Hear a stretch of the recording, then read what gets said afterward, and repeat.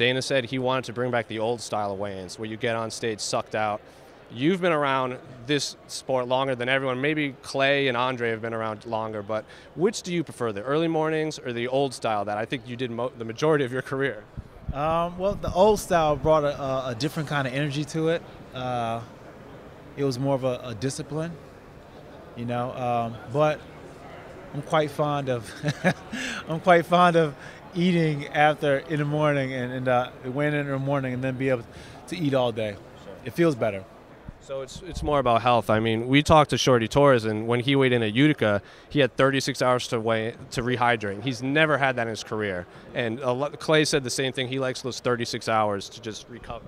Yeah, it makes a big difference. You know, being able to have that time to recover, being able to not have to force food in your body, because what happens is when we had the later weigh-ins, you had a paradox. Either you can eat or you can drink, but you really couldn't do both and have adequate nutritional absorption.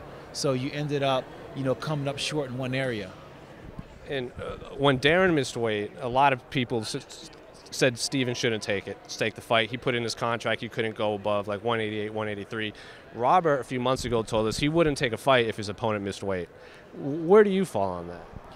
Well, it all depends on it depends on how much they miss weight. If it's like at a disrespectful number, it also depends on how important the fight is to the organization and stuff like that, and how bad I want the fight in general. But it's a personal thing, a personal preference, and it's hard to really say emphatically right now how I would feel at a moment like that, because it's a mindset thing. Maybe I felt like this guy was a dick and he don't deserve a second chance. And another question, not UFC related, another question I've been asking some of the fighters is, a lot's been made in the sporting world about this White House visit that LeBron said he didn't want to go. The Eagles got disinvited. If you got invited to the White House by Donald Trump, would you accept the invitation? Well,